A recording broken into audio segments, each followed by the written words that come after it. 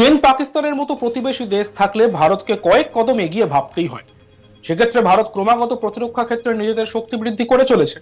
একই সঙ্গে বিশ্বের প্রথম সারির অর্থনীতিতে এগিয়ে থাকা দেশগুলির সঙ্গে পাল্লা দিয়ে হু হু করে এগোচ্ছে ভারত। তৃতীয় বৃহত্তম অর্থনীতির দেশ কিভাবে হওয়া যায় সেদিকেই এগিয়ে চলেছে ভারত।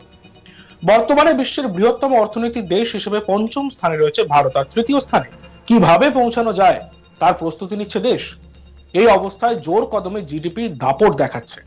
2024-25 অর্থবর্ষে G20 সম্মেলন থাকা যতগুলো দেশ আছে তার মধ্যে ভারত এবং ভারতের স্থান 1 নম্বরে থাকতে পারে। আর 2024-25 অর্থবর্ষে ভারতের জিডিপি বেড়ে হতে পারে 7%। সোমবার থেকে ব্রাজিলে শুরু হয়েছে G20 সম্মেলন। বর্তমানে মাইগভ ইন্ডিয়া তাদের এক্স হ্যান্ডেলে একটি পোস্ট করেছে। তাদের 2024-25 অর্থবর্ষের জিডিপি বৃদ্ধির হারের তালিকা প্রকাশ করা হয়েছে, আর সেখানে দেখা যাচ্ছে পঞ্চম স্থানে রয়েছে ভারত। জিডিপি বৃদ্ধির হার হতে পারে 7%। দ্বিতীয় স্থানে রয়েছে ইন্দোনেশিয়া, ভারতের থেকে কিছুটা পিছিয়ে, সেখানে জিডিপি বৃদ্ধির হার হতে পারে 5%। তৃতীয় স্থানে রয়েছে বদমাশ চীন, তাদের জিডিপি বৃদ্ধির হার হতে পারে 3%, মানে ভারতের থেকে অনেকটাই পিছিয়ে। তারপর 4 নম্বর স্থানে রয়েছে বন্ধু দেশ রাশিয়া, তাদের 2024-25 অর্থবর্ষের জিডিপির বৃদ্ধির হার হতে পারে 3.6%। আর ব্রাজিল, মানে যে দেশে এবার G20 সম্মেলন হচ্ছে, তারা পঞ্চম স্থানে রয়েছে, তাদের জিডিপি বৃদ্ধির হার হতে পারে 3%। এই তালিকায় অনেকটাই পিছনে পড়ে রয়েছে ব্রিটেন এবং আমেরিকা। আমেরিকা জিডিপি বৃদ্ধির হার হতে পারে 2.8%, আর ব্রিটেনের হতে পারে 1.1%। সব থেকে পিছিয়ে রয়েছে আর্জেন্টিনা। এই বিষয়ে মঙ্গলবার গুজরাটের গান্ধীনগরে কেন্দ্রীয় স্বরাষ্ট্রমন্ত্রী অমিত শাহ বলেন, পুলিশ বিজ্ঞান কংগ্রেসের যে পরিবর্তন হওয়া দরকার ছিল, কাজ করার দরকার ছিল, তাতে আমরা কোথাও পিছিয়ে পড়ছি। আমরা এই বিষয়ে সতর্ক আছি এবং আমার এই বিষয়ে পরামর্শ থাকবে যে এই বিষয়ে আরো একবার ভেবে দেখা দরকার। আগামী দিনে আসতে চলা সমস্যাগুলোকে না বুঝলে আমাদের পরিকল্পনা কখনোই সফল হবে না। আমাদের একটা কথা বুঝতে হবে, 10 বছরে ভারত যে কোনো দিকে গোটা বিশ্ব নেতৃত্ব করার জন্য প্রস্তুত। তা প্রযুক্তিগত দিক হোক, কিংবা সুরক্ষার দিক, কিংবা শিক্ষার দিক, সবেতেই ভারত অনেকটাই এগিয়ে রয়েছে, নিজেকে এগিয়ে নিয়ে গেছে। আমরা বেশ কিছু সাফল্য অর্জন করেছি, যেমন অর্থনৈতিক দিক থেকে 11 নম্বর থেকে 5 নম্বরে উঠে আসা। আমি বিশ্বাসের সঙ্গে বলতে পারি 2028-এর 1 এপ্রিলের আগে আমরা অর্থ ব্যবস্থার দিকে তৃতীয় স্থানে উঠব। কি বলেছিলেন কেন্দ্রীয় স্বরাষ্ট্রমন্ত্রী, শুনবো আমরা।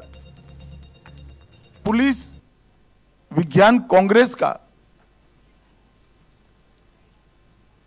जो समय उचित परिवर्तन होना चाहिए कार्य पद्धति में, उद्देश्यों में, और सबको साथ लेने के बाद इसके इम्प्लीमेंटेशन, जो निर्णय होते हैं इसके इम्प्लीमेंटेशन, इसमें कहीं ना कहीं हम पीछे पड़े हैं।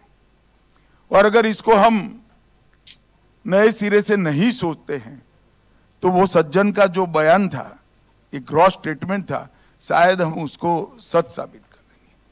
तो मेरा सबसे पहले तो आग्रह है कि इसके पूरे स्वरूप पर हमने पुनः विचार करना चाहिए। आने वाली समय की चुनौतियों को समझे बगैर हमारा जो प्लानिंग होता है वो कभी सफल नहीं होता। हमें एक बात समझ लेनी चाहिए कि ये 10 साल में भारत विश्व का नेतृत्व हर क्षेत्र में करने के लिए आगे बढ़ रहा है।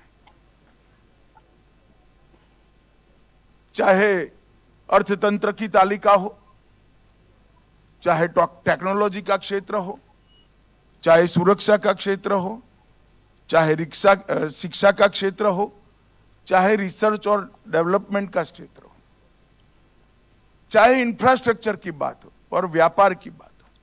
हर क्षेत्र में इस 10 वर्ष ने भारत ने कई दशकों की कमियों को पूरा कर कर आगे बढ़ने के लिए कदम भी उठाया है और हमें सफलता भी मिली। और मैं मानता हूं इसके कारण हमारी चुनौतियां कम नहीं होती है, बढ़ती है। क्योंकि कोई भी व्यवस्था में जब आप आगे बढ़ते हो तो किसी न किसी का स्थान लोगे, रेजिस्टेंस जरूर आएगा। और वो रेजिस्टेंस को आपने एनालिसिस कर कर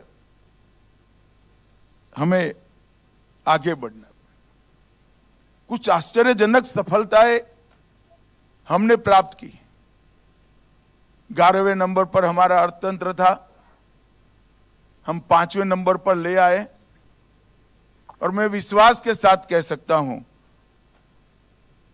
कि 1 अप्रैल 2028 के पहले हम दूसरे दुनिया का तीसरे नंबर का अर्थतंत्र बन जाएंगे।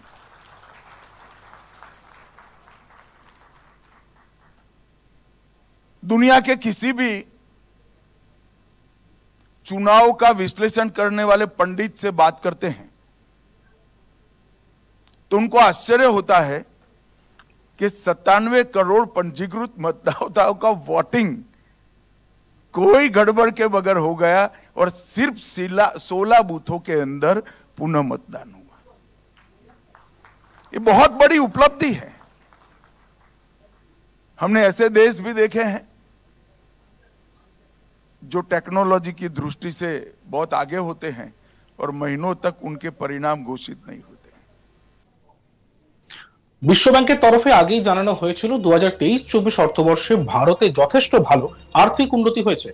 2024-25 অর্থবর্ষে তা আরো বাড়বে বলে অনুমান। চলতি অর্থবর্ষের পাশাপাশি আগামী 3 বছর সেই ধারা অব্যাহত থাকবে। এই আর্থিক বৃদ্ধির কারণ হিসেবে বিশ্ব ব্যাংকের দাবি কৃষি উৎপাদনে উন্নতি, মুদ্রাস্ফীতি হ্রাস এবং মানুষের ব্যক্তিগত খরচ বাড়ানোর জেরেই এই অগ্রগতি ভারতের।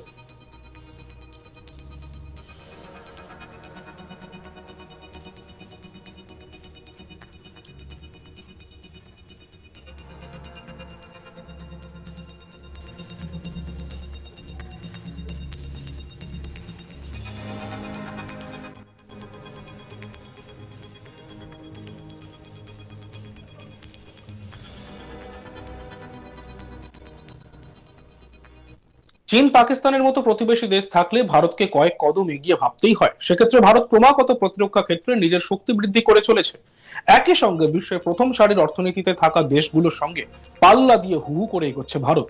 তৃতীয় বৃহত্তম অর্থনীতির দেশ কিভাবে হওয়া যায় সেই দিকেই এগিয়ে চলছে ভারত। বর্তমানে বিশ্বের বৃহত্তম অর্থনীতির দেশ হিসেবে 5ম স্থানে রয়েছে ভারত, আর তৃতীয় স্থানে কিভাবে পৌঁছানো যায় তার প্রস্তুতি নিচ্ছে দেশ।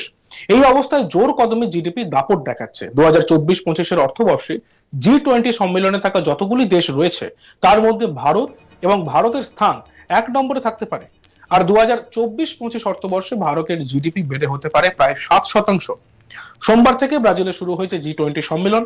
বর্তমানে মাইগভ ইন্ডিয়া তাদের এক্স হ্যান্ডেল একটি পোস্ট করেছে এবং সেখানে 2024-25 অর্থবর্ষের জিডিপি বৃদ্ধির হারের তালিকা প্রকাশ করা হয়েছে।